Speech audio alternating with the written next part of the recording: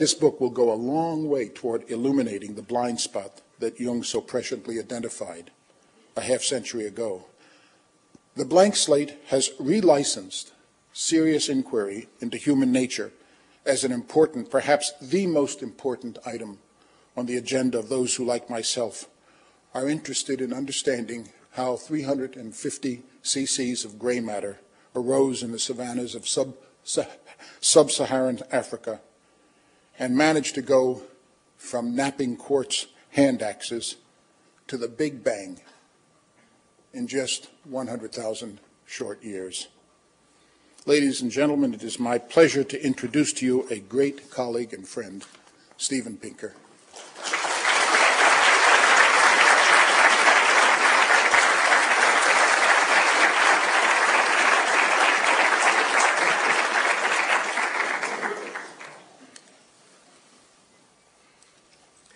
Thank you very much, Jay, for that very kind introduction.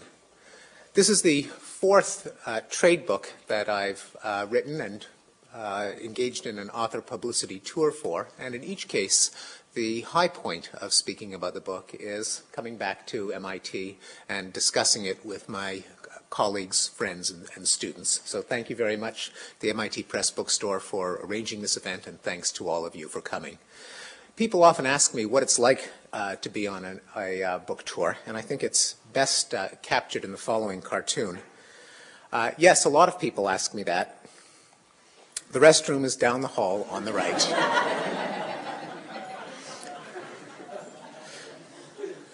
The Blank Slate is a book about human nature, and a starting point for this topic is realizing that everyone needs a theory of human nature. Everyone has to anticipate how other people will behave in their surroundings, and that means all of us need theories, explicit or implicit, about what makes people tick. So much depends on our theory of human nature. In our personal lives, we use it to win friends and influence people, to bring up our children, to control our own behavior. Its assumptions about learning guide our policies in education. Its assumptions about motivation guide our policies in law. And because a theory of human nature delineates what we can achieve easily, what we can achieve only with pain and suffering, and what we cannot achieve at all, it affects our values, what we think we can reasonably strive for as individuals and as a society. Because of this tie to values, it comes as no surprise that for thousands of years, the dominant theory of human nature in our intellectual tradition was intimately tied to religion. And in fact, the Judeo-Christian intellectual tradition encompassed a theory of human nature which made commitments about what we would today consider to be the subject matter of psychology. It was a modular theory. That is, it assumed that people come equipped with a capacity for love, a moral sense that presents us with standards of right and wrong, and a decision or choice faculty, a free will, that allows us to choose behavior in conformity to these standards. And although our free will is not part of the world of cause and effect, it is truly free, it has an innate tendency to choose sin. The Judeo-Christian theory has a theory of perception and cognition embedded in it, that our faculties keep us in touch with the world because God is no deceiver and he designed them to keep us in touch with reality. And it even has a theory of mental health, that mental health comes from accepting God's purpose, loving God, and loving our fellow human beings for the sake of God.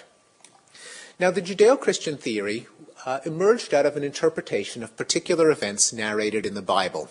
For example, the doctrine of free will comes from the story in which Adam and Eve were punished for eating the fruit of the tree of knowledge, which implies that they could have chosen otherwise, therefore free will must exist. Now today, no scientifically literate person can believe that the events narrated in the book of Genesis actually took place. And that opened up a gap for a new theory of human nature with the decline of biblical literalism. And a principal argument of the Blank Slate is that this secular theory of human nature is based on three doctrines, each of them associated with a dead white European male. The first one is the theory of the blank slate, or the tabula rasa, commonly associated with this man, the English philosopher John Locke. Now, all of Locke's works are now available on the internet, and a search reveals that he actually never used the expression, the blank slate, or the tabula rasa, but he did say something similar. Here's what Locke wrote. Let us suppose the mind to be, as we say, white paper, void of all characters, without any ideas. How comes it to be furnished?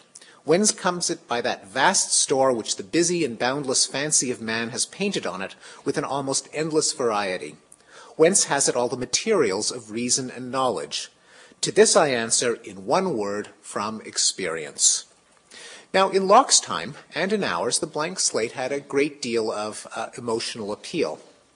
It implied that dogmas, such as the divine right of kings, could not be treated as self-evident truths, but had to be justified by experiences that people shared and therefore could debate. It undermined a hereditary royalty and aristocracy who could claim no inherent wisdom or virtue if their minds started out as blank as everyone else's. And by the same token, it undermined the institution of slavery, because slaves could no longer be considered to be innately inferior or subservient. And this set of ideas is captured by a lovely cartoon that I clipped out of the New Yorker about 8 years ago, where one king says to the other, I don't know anything about the bell curve, but I say heredity is everything. Now, we continue to see an influence of the blank slate in modern intellectual life. In most of the 20th century, psychology tried to explain all human behavior through a few simple mechanisms of association and conditioning. In the social sciences, culture and socialization has often been used as the only explanatory construct for human experience. And I'll give you one example of this from a well-known anthropologist. With the exception of the instinctoid reactions in infants to sudden withdrawals of support and to sudden loud noises, the human being is entirely instinctless. Man is man because he has no instincts, because everything he is and has become he has learned, acquired from his culture, from the man-made part of the environment, from other human beings. And that is a quote from the anthropologist and public intellectual Ashley Montagu. But the influence goes beyond scholars and universities and is spread to the culture at large. Here's another statement of the blank slate from a public intellectual. I think of a child's mind as a blank book. During the first years of his life, much will be written on the pages.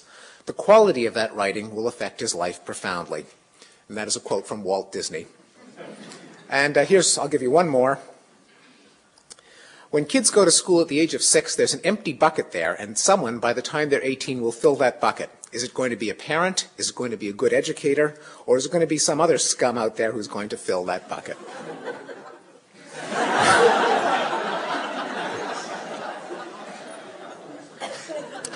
Now, there's another doctrine that often accompanies the blank slate, and the name that I'll use for it comes from a poem by John Dryden called The Conquest of Grenada, in which he wrote, I am as free as nature first made man, ere the base laws of servitude began, when wild in woods the noble savage ran.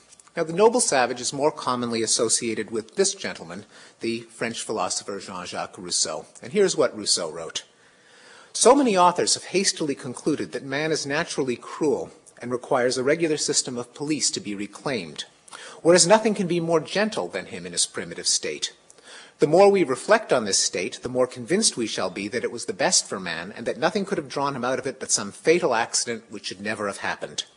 The example of the savages seems to confirm that mankind was formed ever to remain in this condition, that it is the real youth of the world, and that all ulterior improvements have been so many steps in appearance towards the perfection of individuals, but in fact towards the decrepitness of the species.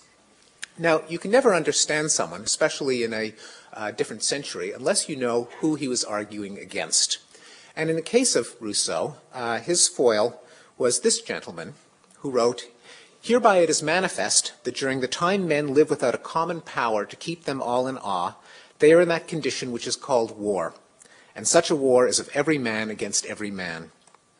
In such condition there is no place for industry, because the fruit thereof is uncertain, and consequently no culture of the earth, no navigation, no commodious building, no knowledge of the face of the earth, no account of time, no arts, no letters, no society.